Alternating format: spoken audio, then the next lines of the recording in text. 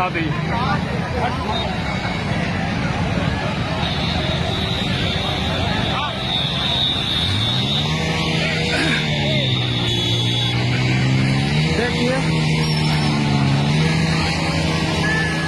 देखिए खेसारी लाल का stage show में बवाल हो गया है।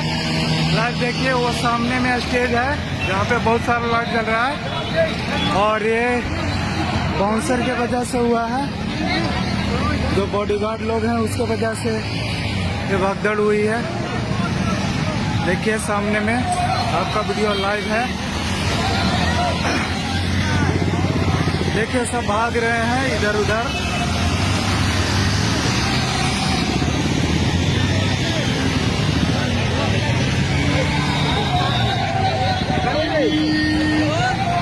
खेसारी लाल यादव के स्टेज शो में हुआ भगदड़ गया में परैया थाना।